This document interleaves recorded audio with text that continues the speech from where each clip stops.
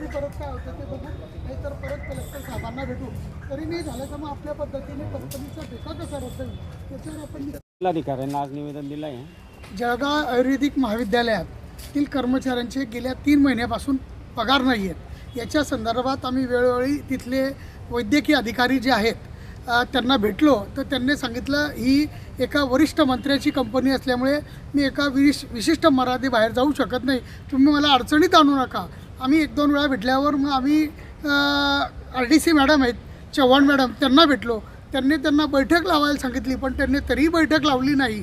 ते घाबरतात आणि त्यामुळे तिथल्या कर्मचाऱ्यांचे पगार होत नाही. तिथे कोणी दिलीप पाटील नावाचा कोणी जो ठेकेदाराचा माणूस आहे तो येऊन गेला, तो त्याला यांनी वारंवार फोन केलेत, तर तो म्हणतो की मी वरती कळवलेलं आहे, तुम्हाला फोन करू नका. आता जो 10,000 रुपये पगार कमवतो तो माणूस 3 महिने जर पगार नसेल तर घर कसं चालवेल, ही परिस्थिती निर्माण झालेली आहे. म्हणून आम्ही शेवटचा पर्याय म्हणून आज जिल्हाधिकारी महोदयांना भेटलो. जिल्हाधिकारी महोदयांनी माननीय कामगार आयुक्त व वैद्यकीय अधिकारी श्री काय नाव आहे त्यांचं, गंगा सागरे यांना फोन लावला आणि फोन लावून ते म्हणे लवकरात लवकर पेमेंट करू.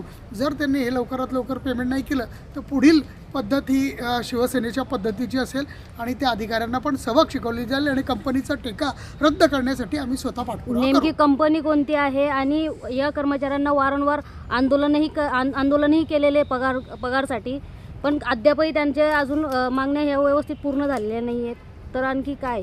आता जर आज जिल्हाधिकारी महोदयांना भेटलो आहे 4-5 दिवसात, आता उद्या परवा सुट्टी आहे, तर सोमवार मंगळवारी जर तोपर्यंत पगार नाही केले तर आम्ही परत जिल्हाधिकाऱ्यांना भेटू आणि जर तरी पगार नाही झाले तर त्यांना कंपनीचा जो ठेका आहे तो रद्द करण्यासाठी आम्ही प्रयत्न करू आणि त्या कंपनीला सबकसुद्धा शिकू. नेमकी कंपनी कोणती आहे? स्मार्ट कंपनी म्हणून असं आम्हाला ते गंगा सागरे साहेब त्यांनी सांगितलं. ती हशम मुश्रीफ जे मंत्री आहेत त्यांची ती कंपनी आहे, त्यामुळे मी काही करू शकत नाही.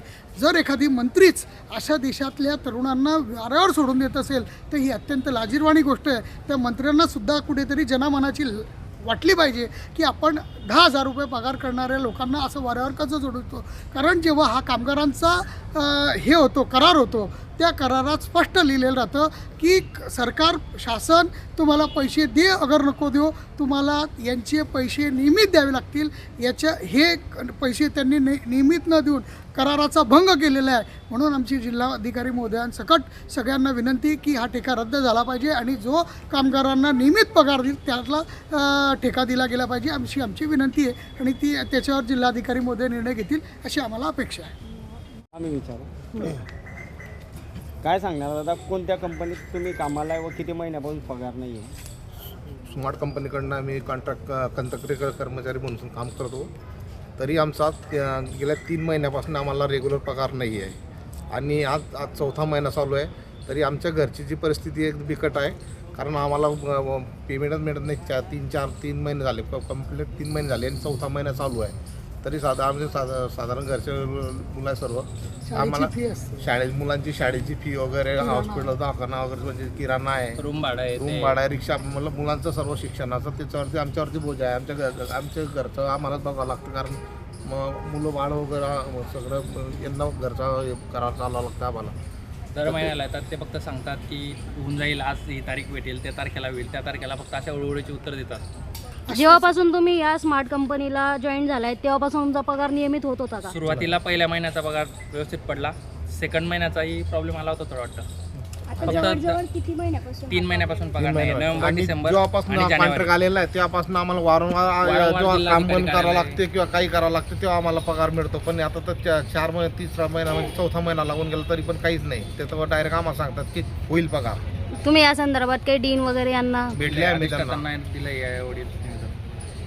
मग त्यांचं म्हणणं काय आहे? त्यांचं म्हणणं आहे की आम्ही फोन लावतो, तुम्ही करा त्यांना कागदपत्र. अच्छा, नाव काय आपलं? माझं नाव ईश्वर डिवरे. आम्ही कंपनीला 11 फेब्रुवारीला मेल पण केलेला आहे, कदापि त्याचा कुठलाही प्रकारचा रिप्लाय आलेला नाही आहे.